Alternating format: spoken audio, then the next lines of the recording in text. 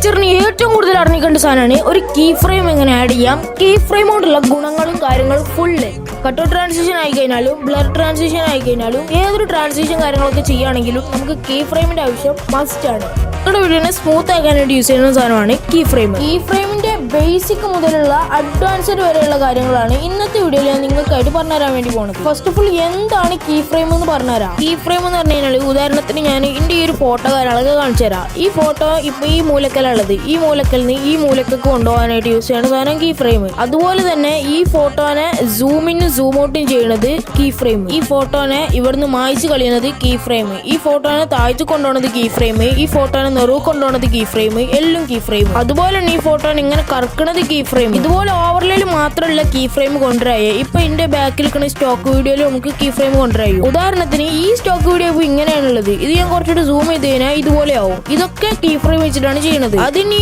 ഈ വീഡിയോസിൽ മാത്രമല്ല ഇതിനകത്ത് ആഡ് ചെയ്യുന്ന സ്റ്റിക്കറിൽ, ടെസ്റ്റില്, പിന്നെ ഓഡിയോയിൽ വരെ ഇത് ചെയ്യാൻ പറ്റും. കീ ഫ്രെയിമിനോട് ഉദ്ദേശിക്കുന്നത് ഒരു സംഭവം നടക്കുന്നത്, ഒരു സംഭവത്തിന് ചേഞ്ച് നടക്കുന്നത് സ്മൂത്തർ ആക്കുക എന്നുള്ളതാണ് കീ ഫ്രെയിമിന്റെ ഉദ്ദേശം.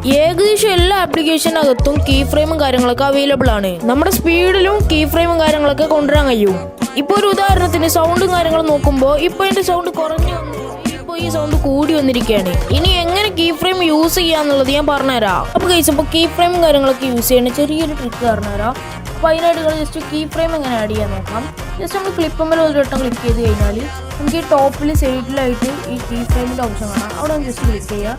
അതിനുശേഷം നമ്മൾ കുറച്ച് സൈഡിലേക്ക് നീക്കിയതിന് ശേഷം അവിടെ വേറൊരു കീ ഫ്രെയിം കൊടുത്തു കഴിഞ്ഞാൽ ആ കീ ഫ്രെയിമിനെ നമുക്ക് അങ്ങോട്ടും ഇങ്ങോട്ടും നീക്കുക. ഇപ്പോൾ ഞാൻ ഈ കീ ഫ്രെയിം വെച്ചിട്ട് ഇതിനെ ഈ ഒരു റേഷ്യോയിലേക്ക് മാറ്റുമ്പോൾ അപ്പോൾ പെട്ടെന്ന് ഇവിടെ നിന്ന് സൂം എഫക്റ്റ് പോലെ കാണാം, എഫക്റ്റ് പോലെ നിങ്ങൾക്ക് കാണാൻ കഴിയും. അതുപോലെ നമുക്ക് കീ ഫ്രെയിം വെച്ചിട്ട് ഇപ്പോൾ ഈ വീഡിയോക്ക് സൗണ്ട് ഇവിടെ നിന്ന് 100 ആണ് സൗണ്ട്, ഇവിടെ എത്തുമ്പോൾ നമ്മൾക്ക് 0 ആക്കും. അപ്പോൾ നമ്മൾ നോക്കുകയാണെങ്കിൽ ഇവിടെ നിന്ന് ഇങ്ങനെ ടൈം ലൈൻ പോയിട്ട് 0 ഇങ്ങനെ വരും. അതുപോലെ നമുക്ക് ആഡ് ചെയ്യാൻ പറ്റും. ഇപ്പോൾ സ്പീഡ് റേഞ്ച് ആയി കഴിഞ്ഞാലും അനിമേഷൻ ആയി കഴിഞ്ഞാലും എഫക്ട്സ് ആയി കഴിഞ്ഞാലും ഏതായി കഴിഞ്ഞാലും നമുക്ക് ഇതുപോലെ സിമ്പിളായിട്ട് കീ ഫ്രെയിം ആഡ് ചെയ്ത് യൂസ് ചെയ്യാം. ഇനി നമുക്ക് കീ ഫ്രെയിമിൻ്റെ ഒരു പ്രൊഫഷണാലിറ്റി എന്ന് പറയുന്ന സാധനം നോക്കാം. ജസ്റ്റ് നമ്മൾ ഈ കീ ഫ്രെയിം രണ്ടിൻ്റെ ഇടയിലൊന്ന് എടുക്കുക. പിന്നെ ഈ നെറുവിൽ കാണുന്ന ഈ ഒരു ഓപ്ഷൻ്റെ ജസ്റ്റ് ക്ലിക്ക് ചെയ്യുക. ഇവിടെ നമുക്ക് നിരവധി കുറേ ഗ്രാഫുകൾ അവൈലബിൾ ആണ്. പിന്നെ ജസ്റ്റ് ഫ്ലോ എന്ന് പറഞ്ഞ ഗ്രാഫ് ഇട്ട് കഴിഞ്ഞാൽ ഇതുപോലെ ആൾക്കാരോ ഉണ്ടാവും. അതിൻ്റെ ഫ്ലോയിൽ ഞാൻ ജസ്റ്റ് പോയിട്ട് എഡിറ്റ് ചെയ്ത് ഇത് നീക്കി വെക്കാം. വേണമെങ്കിൽ നമുക്കൊരു വീറ്റ് ആഡ് ചെയ്തിട്ട് താഴത്തേക്ക് നീക്കി വെക്കാം, മുകളിലേക്ക് നീക്കി വെക്കാം. നിങ്ങൾക്ക് ഇഷ്ടമുള്ള രീതിക്ക് ഇവിടെ അഡ്ജസ്റ്റ് ചെയ്ത് സെറ്റ് ചെയ്യാൻ പറ്റും. അപ്പോൾ ഇതൊരു പ്രൊഫഷണാലിറ്റി ഒക്കെയാണ്. അപ്പോൾ കീ ഫ്രെയിം കാര്യങ്ങളൊക്കെ യൂസ് ചെയ്യുന്നത് കറക്റ്റായിട്ട് പഠിക്കാനായിട്ട് നമ്മളൊരു പ്രൊഫഷണൽ കോഴ്സും കാര്യങ്ങളൊക്കെ വെക്കുന്നുണ്ട്. അതിനകത്ത് നമ്മൾ കറക്റ്റായിട്ട് ഇത് പറഞ്ഞു തരുന്നതായിരിക്കും. അപ്പോൾ ഇതാണ് ഒരു ബേസിക് ആയിട്ടുള്ള കീ ഫ്രെയിം എന്ന് പറഞ്ഞാൽ എന്താണെന്ന് അറിയണം എന്നുള്ള കാര്യം ബേസിക്കാണ്. അപ്പോൾ ആ കാര്യമാണ് ഞാനിപ്പോൾ നിങ്ങൾക്ക് പറഞ്ഞു തന്നത്.